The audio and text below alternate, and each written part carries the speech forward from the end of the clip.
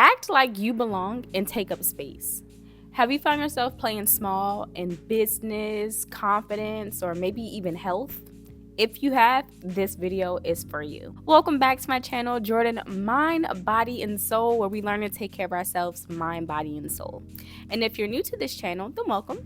This channel is just about ways we take care of ourselves mentally, physically, spiritually, emotionally, financially, whatever it is, so that we can lead our best lives. And if you are a returning viewer or subscriber, then thank you. Welcome back. My subscriber count is continuously growing, and I'm so excited and I'm so thankful. Let's get started. So what does it mean to take up space?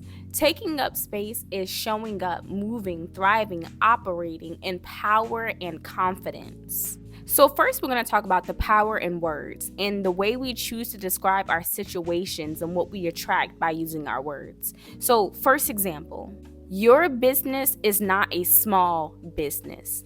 It's a business. You are not a small YouTuber. You're a YouTuber. You don't have a little book that you wrote. You wrote a book. When we choose to use words that downplay our situation or make it sound like it's small or it's just a startup, then it takes away from the effort that you're putting in. It takes away from the success that you are already having. And it takes away from the excitement. At any and every stage of your journey, you deserve to feel excited about it. You deserve to feel empowered about it. Whether you have 3 subscribers or 3,000 or 3 million, you still deserve to be excited. So even if you don't mean to, when we say things like that, we're downplaying the greatness of the moment. We're downplaying the greatness of the journey. And the most important thing is to speak life into yourself and speak life into the things that you're doing. Even if right now you're looking at it and you're like, I don't know. I have no idea.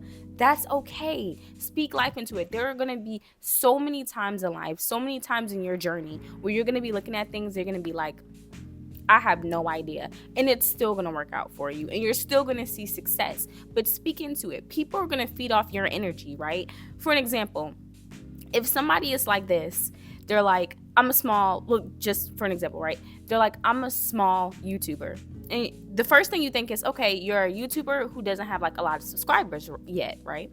And they're like, okay, you know, whatever. And then the person's going to go into their account, they're going to look at their number, and they're going to be like, okay, yeah, they really don't. Versus someone who just says, hey, look, I'm a YouTuber.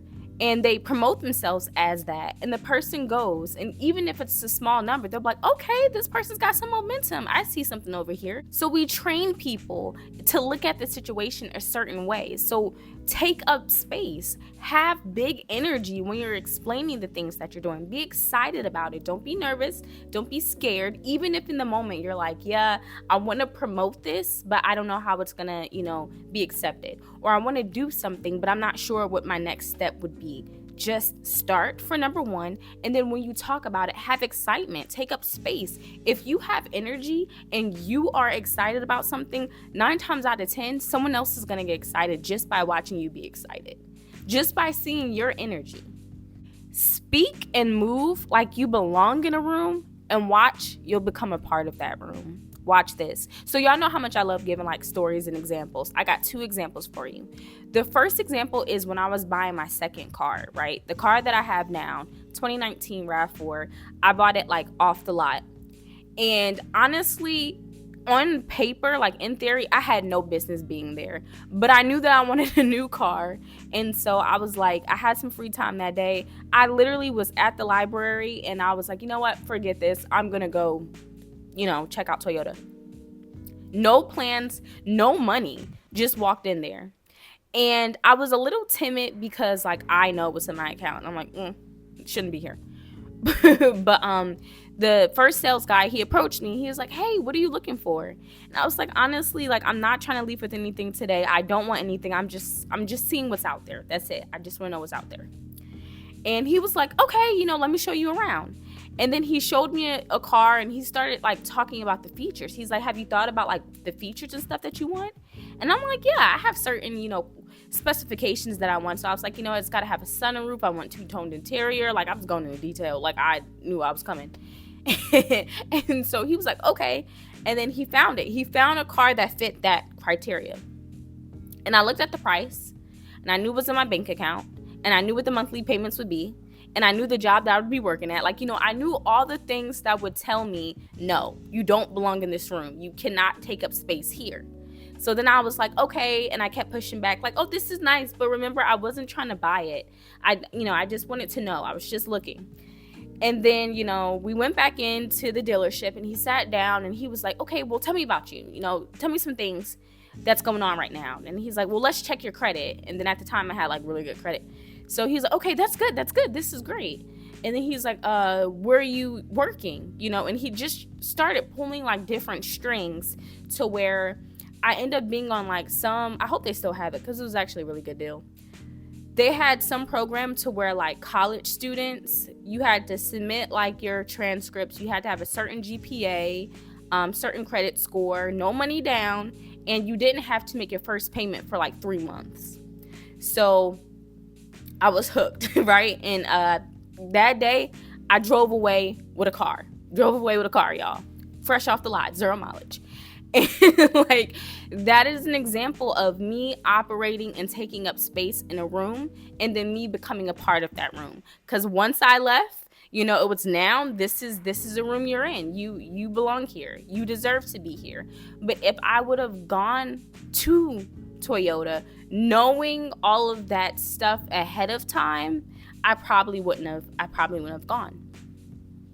Here's the second example. Hotworks. You guys know how much I love Hotworks. On paper, I probably should be holding back. I probably shouldn't be going right now, right? Because I am very like to the T, like with my bills and stuff. So I'm like, this money could go somewhere else, right? So they hook you because they give you the free class. And so when I took the free class, I'm like, this is awesome. I love it. And then before going, I did a little research. So I was like, okay, I know the membership is going to be about this much. I didn't take into account the sign-up fees. I didn't take into account anything else. Just thought, okay, this will be the monthly membership. If I sign up, it'll be about $60.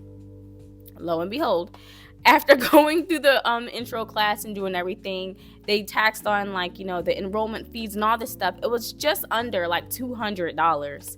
And I remember walking out the car, and I told Terry, I was like, this is how much it costs. And I really, really, really want to do it.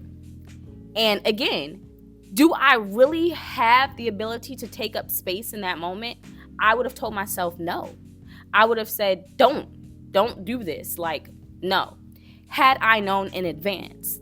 But see, once you go and you allow things to happen and you allow yourself to be in the environments where you want to be, you will eventually belong. The environment will eventually say, you know what? I accept you. I embrace you. Because trust and believe that until now, since I decided to freeze my membership, I've been going there. The membership has been paid. And that's one thing Terry was like, you know what? I'm going to make sure that that's something that you have. That's something you want, it's something you'll have. And now I'm in the room. I'm in there. Like I'm a part of the room that I allowed myself to be in by already operating like I belong. Something else to take into account. You are the brand, right? You belong in this room. You belong in this space. You belong in this energy, in this power. You belong there. You have to operate in that. You have to stop hiding behind insecurities. You have to stop hiding behind people who said, oh no, you can't do this, or oh, it's going to be hard. Try this or something else. Stop. Those comments, those negative comments that you're like, oh no, I don't want to do this because I'm afraid, people are going to say, stop. You cannot take up space. You will not be able to operate in the rooms that you belong in if you have those limiting beliefs. You won't. Because let me tell you something from personal experience, even if you have like thoughts of, oh, I don't want people to say this, or I don't want people to do this, 9 times out of 10, the people who you are talking to, the people you're reaching out to, the people who are going to support and buy your brand, they support you. They support you as a person. So if people do try to talk down on you, or people do try to block blessings or things that you're doing, the people who really support you will not allow that to happen.